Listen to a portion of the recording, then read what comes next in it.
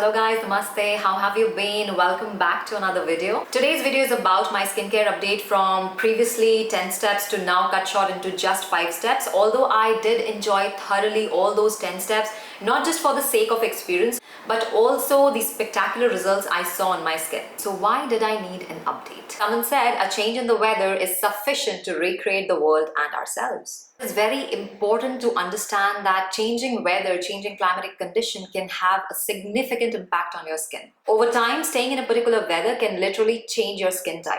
How about that? As I moved from hot and dry weather to a hot and humid weather, I noticed a significant change on my skin. I was sweating a lot, my skin felt and looked a lot more oilier than it was, and also I started to get acne. Over time, I also felt that I was getting a lot more blackheads and whiteheads around my nose. And experiencing all of that, I started to tweak my skincare products. And what this change of excessive humidity in air causing to my skin? Number one, increased hydration. So the air around me was so high in water content, so much saturated that the water content in my skin could not really evaporate into the atmosphere at the same rate as it was doing in dry weather. And high hydration leads to increased rate of production of skin cells. As the rate of skin cell production increases, all these cells keep moving through all the layers of the skin until they reach the topmost layer, which is the stratum corneum, the one that you can touch and feel. So now you have increased cell turnover. This higher rate in turn causes more shedded cells on the skin. And above all, like an icing on the cake, along with excess sebum and oil that is a byproduct of humidity, these shedded cells on your skin will clog your pores and can cause acne, blackheads and whiteheads. Humidity can also lead to bacteria on skin, which leads to again breakouts. Experiencing all of these issues, I reassessed my skincare routine, and these are the changes and tweaks that I made. I'll be comparing it side by side to the video that I did 2 years back, what I was doing back then, and what are the changes I'm adapting now. Hello everyone, Namaste and welcome to Humidity. Today's video is all about skincare. And if you skipping this part totally. Step 1, oil-based cleansing.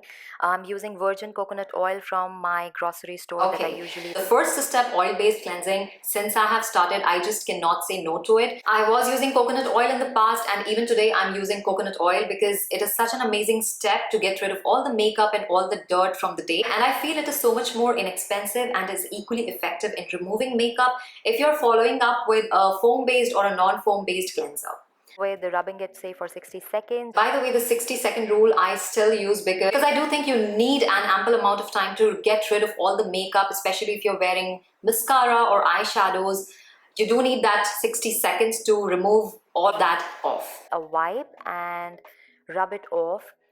Don't be too hard on your skin. Okay, I have been guilty of using wipes. Since I have studied, since I started reading about skincare, I realized that wipes are one of the worst products that you can use for your skin, so I have completely taken them out. Instead, if I feel that my makeup is really stubborn to come off using oil, I go ahead with these microfiber fabrics because these I feel are more gentle on the skin and they also help remove makeup quite effectively.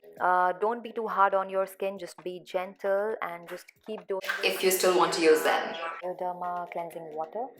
Just take a bit in your cotton pad and start rubbing it on your skin. So going back to the step 2, back then using Bioderma, I still feel today that it is quite a good product. Very gentle on your skin, but these days I only use it if I'm wearing makeup. I don't use it unnecessarily because I feel all this rubbing and intensive scrubbing on skin, it leads to breakout on my skin. So the other way to see if your makeup is completely removed, what you can do is you can just use a white towel, because if there are any residues left from your foundation or any colored cosmetics that you were wearing, it will show on your towel. Cleanser, I'm using Cetaphil non-foam based gentle skin cleanser.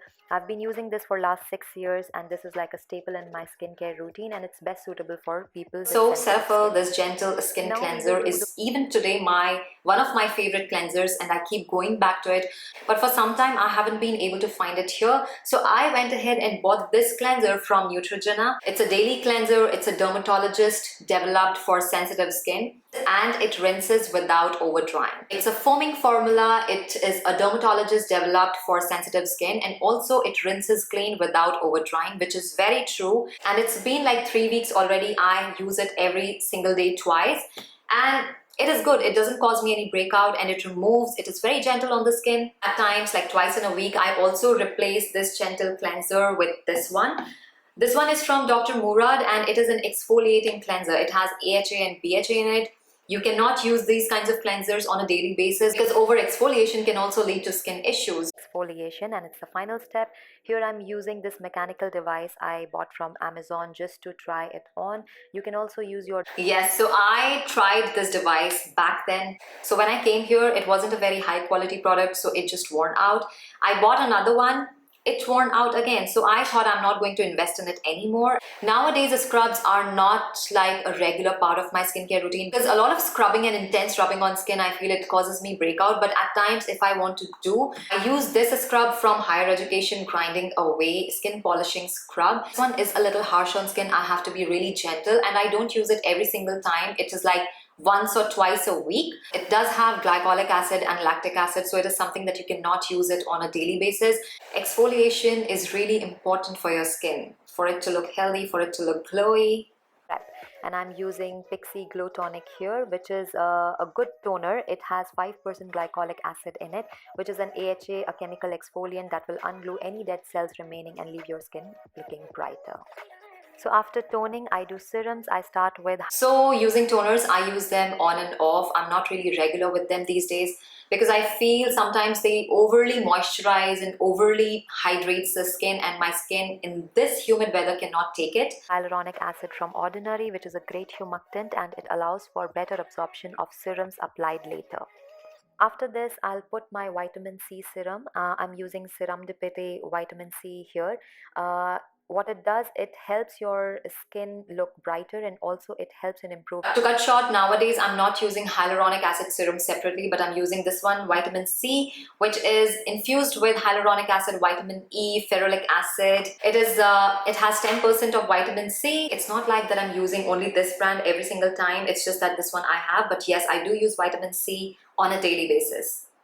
By the way, I did another video very recently on using vitamin C, the most natural form of vitamin C, with these packs. If you're interested, the video is linked right up here. 7 of my skincare routine, we are going to use sheet mask. I also call this part of my skincare routine as intense moisturization. So this is something that I excluded like big time.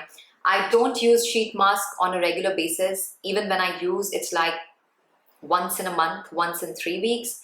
I have this one from Mint Biology. Also, when I feel I want to use it, it's mostly after that I've shaved my face. I feel my skin's barrier is compromised and I need nourishment and extra hydration and moisturization. You remove it after it's been 20 minutes, and then you just rub it back into your skin as I said previously. And whatever is left on my hands after I finish massaging my face, I just rub it on. That's one part I love about sheet mask, because these are so easy to remove. You don't have to wash off your face like with, you know, all those home DIY things. First of all, they are so cumbersome to make and then apply and then wash it off. It's a long process, and that's why I do like these sheet masks. But the only thing is, because of the weather is so humid, I cannot use it every single day. And whatever is left on my hands after I finish massaging my face, I just rub it onto my arms. Still do it whenever I'm using sheet mask. I'm not using it every single day, but whenever I do, I make sure that I'm not throwing away the serum that's still in the pack. I use it on my body, mix it in the moisturizer, and just reapply it, reuse it. Skin for the second time, I'm using Cetaphil moisturizing lotion. Just take a tiny bit amount on your hands, rub it in, massage your skin, and you're good. Okay, so this one I have completely gotten rid of, because using this moisturizer now made my skin appear and feel so oily. It just didn't feel right, so I got rid of it. After putting vitamin C, I use this serum, which is from Vichy, from their Normaderm range. It's called Phyto Solution, and it is a double correction daily care. This product really helps in controlling the excess sebum and excess oils on your skin, which may lead to acne. This is one of my favorite steps in my skincare routine. I'm going to double moisturize the area around my eye. I'm using Sebamed eye cream. Just take a tiny bit amount and massage it around your... I'm not using eye creams anymore, because again, it was another hydration, another moisturizer on my face, which was causing me breakouts around the eye area as well. Not here, but most of the time it used to be, you know, a breakout or something used to be on this side. So I got rid of it, but what I do is whatever moisturizer, gel base that I'm using, and just tap it around the eyes to get some extra hydration. That brings us to step 10, which is a good sunscreen. I'm using Cetaphil Day Long 50 plus SPF. It is a very good sunscreen. I think I have taken a bit too much. So I changed my sunscreen. Cetaphil was not suiting my skin in this climate. It caused me breakout and caused my skin to look oilier. So I moved on to a mattifying sunscreen from Vichy Capital Soleil SPF 50 plus. I'll not say that this is my favorite sunscreen, but this is the one that I'm using right now. But soon I'll try some new formulations, because this one, I'm going to review this product because this is so pricey and it is not worth the price. Maybe it is super protective in terms of protecting you from UVB and UVA rays, but the way it feels on the skin, I want to change it. So that was it. These are the 5 steps that I use in my morning skincare routine. For evening, there are kind of same number of steps, but I use different products, which I may make a video on sometime later. For now, that's all. I'll see you all in my next video. Until then, stay tuned, stay beautiful.